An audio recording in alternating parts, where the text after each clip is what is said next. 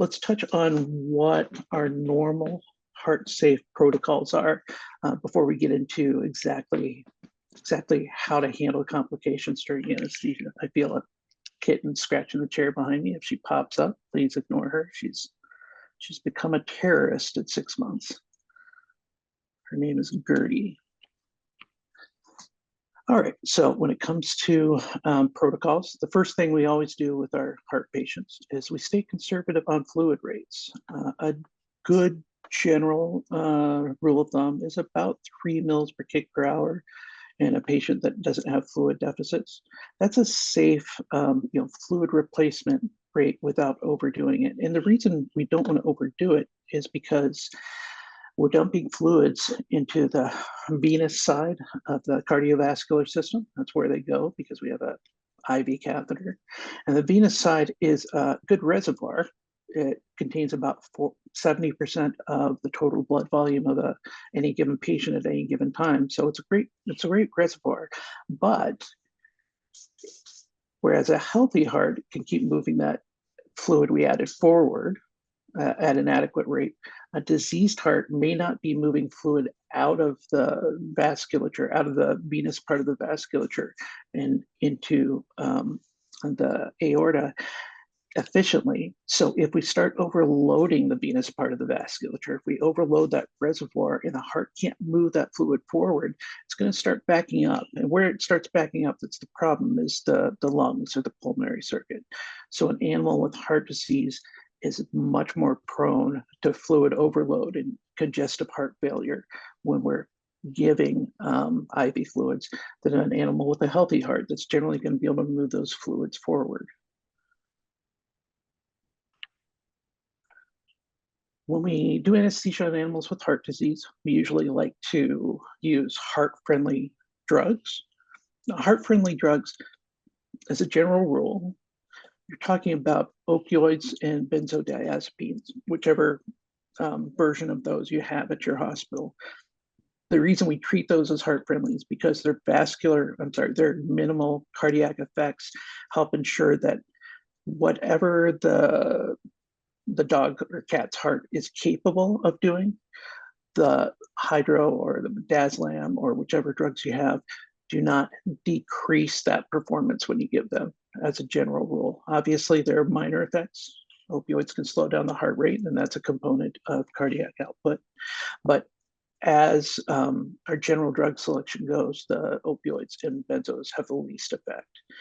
The things we tend to avoid when you look at cardiology reports and recommendations for anesthesia, they tell you to be cautious with things like ketamine and alpha-2 agonists and anticholinergics, because each of those in their own way is going to affect cardiac output fairly significantly. We'll talk about the details of those specific drugs a little later on.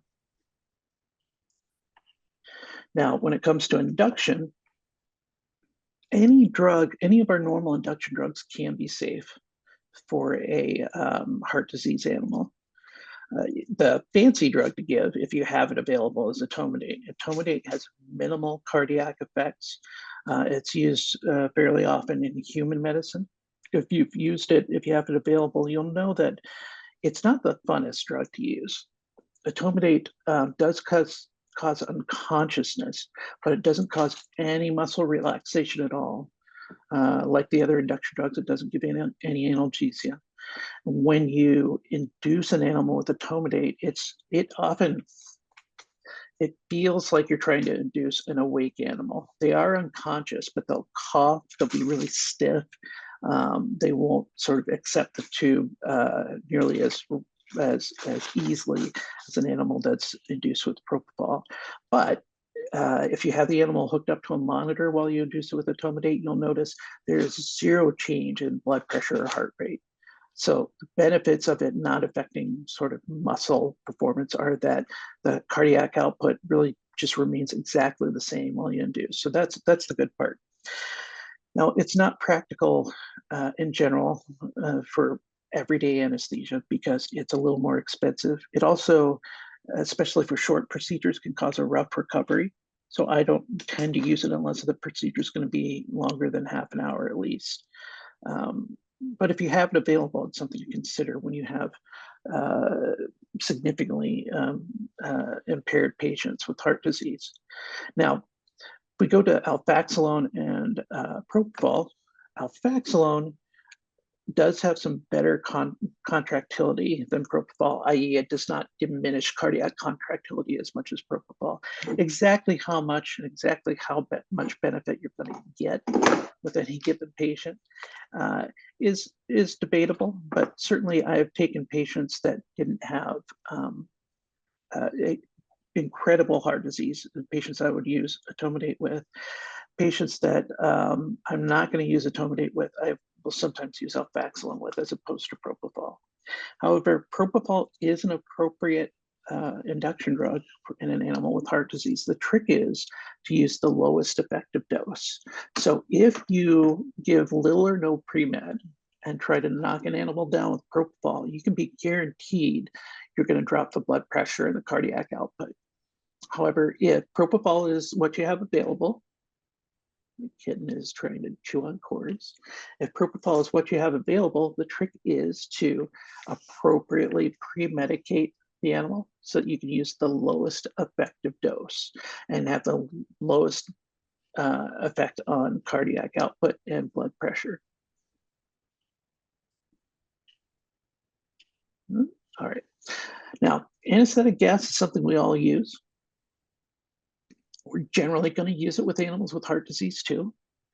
Now, we all know that the negative side effects are mostly the vasodilation. There are some other effects on contractility and things like that, but they're minor by comparison.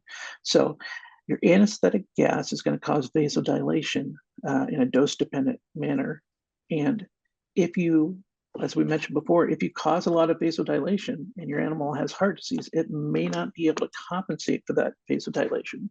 So you may have a lot of trouble maintaining blood pressure and perfusion if you have to use a lot of anesthetic gas. So the answer, or the trick to using anesthetic gas in an animal with heart disease is to use the lowest effective concentration and to use a protocol that will reduce the minimum alveolar concentration that you need for the procedure. So if you use an excellent protocol with excellent pain control, you're going to be able to keep that gas level fairly low and minimize your vasodilation.